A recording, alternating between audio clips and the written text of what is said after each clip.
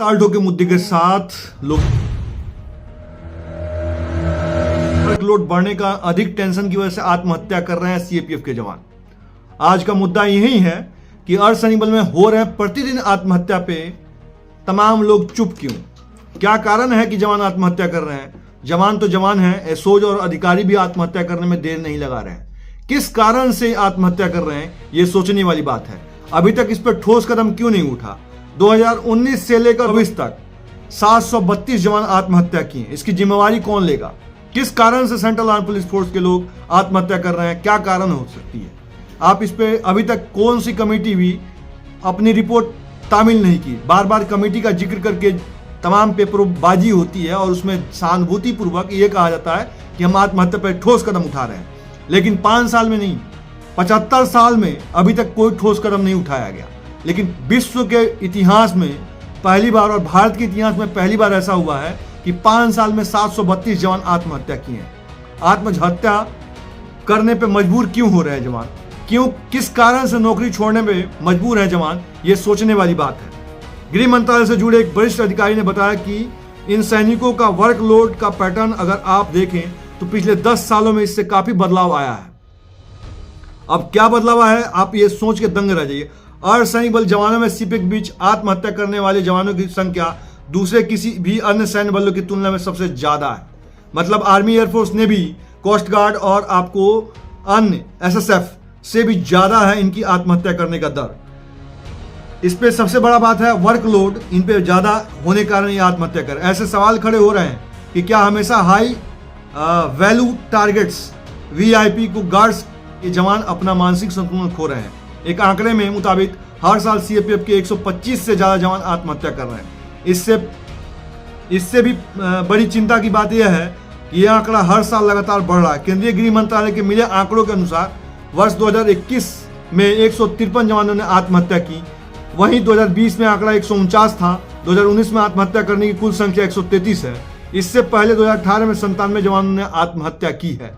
अब आप सोच पाइएगा, ये संख्या डिजिट जो आपको मैं सुना रहा हूं, ये शायद सुनने में थोड़ा अजीब सा लग रहा होगा, लेकिन जिस परिवार का बच्चा चला गया उसके परिवार की क्या व्यथा हो सकती है उसकी कल्पना तक नहीं कर सकते हैं। मरने के बाद जवान के परिवार रोड पे आ जाता है। एक भी पत्नी जो है विधवा हो जाती है, उसका बच्चा अनाथ हो जाता है और उसके बाप का कंधा खाली हो जाता है।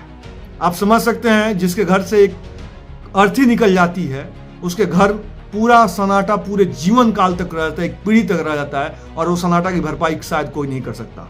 मैं इस भरपाई के गड्ढे को जो खोना गया है उसको बंद करने के लिए नित्य लगातार 2017 से आदरणीय प्रधानमंत्री जी के श्री कमलों पे काम कर रहा हूं, और इस पे काम इसलिए कर रहा हूं कि मैं आत्महत्या को रोकना चाह रहा हूं। बड़ा दुर्भाग्य की बात है कि आज तक इतिहास में 5 साल में जितने जवान आत्महत्या किए हैं उतना आज तक भारत के इतिहास में 70 साल तक नहीं हुआ है। लेकिन ये बात देश के तमाम उन बुद्धिजीवी लोगों के पास जाता है, लेकिन वो सुन के शायद चुप बैठते हैं। कमेटी का हिस्सा होना चाहिए। अब इसका निदान है क्या? तत्काल प्रभाव से गृह मंत्रालय एक कमेटी गठन करने के बावजूद अभी तक जो रिपोर्ट नहीं तलब की है उस पर मैं एक छोटा सा सजेशन देना चाहता हूं, और ये सजेशन शायद अगर मान लें तो आत्महत्या को हम रोक सकते हैं। जितने भी सेंट्रल आर्म पुलिस फोर्स के जितने भी यूनिट्स हैं, बटालियंस हैं, जितने भी आपके हेडक्वार्टर्स हैं उस लेवल पे, और वहां से उठा के गृह मंत्रालय तत्काल प्रभाव से एक जो है स्ट्रेस काउंसलिंग के रूप से गृह मंत्रालय की एक कमेटी जो है गठन में स्ट्रेस काउंसलरों को भर्ती करें और उनकी कॉल सेंटर बनाएं, और उस कॉल सेंटर में जो अपना आपत्ति दर्ज करता है उसको बाइज्जत उनको रखा जाएगा। 3 बार आपत्ति दर्ज करने के बाद उसको जो है तत्काल प्रभाव से उस जवान को वहां से, या जवान हो या अधिकारी हो, अधीनस्थ अधिकारी हो, वहां से लीव करके उसकी तनख्वाह वेतन जो वेतन भत्ता है उससे एक रैंक डाउन करके सिविलियन में उसको जॉब दिया जाए। नौकरी जिसकी जो नौकरी है कम से कम मिनिमम 5 साल सर्विस होने पे ये तमाम चीजें स्थापित की जाए। 5 साल सेवा काल होने के बाद अगर ऐसी मानसिक स्थिति बनी रहती है तो उसके बाद उसको जो है सिविल में उसको जॉब दिया जाए और उसको वहां से हटा दिया जाए। एक वेतन मतलब आपका ग्रेड पे, अगर उसका जो भी ग्रेड पे है उससे एक ग्रेड पे नीचा रैंक पे उसको बहाल किया जाए, क्योंकि उसका जिम्मेवार वो स्वयं है, और इससे हम आत्महत्या को रोक सकते हैं। बाकी मेरा प्रयास कैसा रहा कमेंट बॉक्स में जरूर कमेंट करिए। फिर मिलते हैं नेक्स्ट वीडियो में। जय हिंद, वंदे मातरम, इनकलाब जिंदाबाद, भारत माता की जय। चैनल को जरूर सब्सक्राइब कर लीजिएगा और बेल को आइकॉन को जरूर दबा लीजिएगा। धन्यवाद, नमस्कार।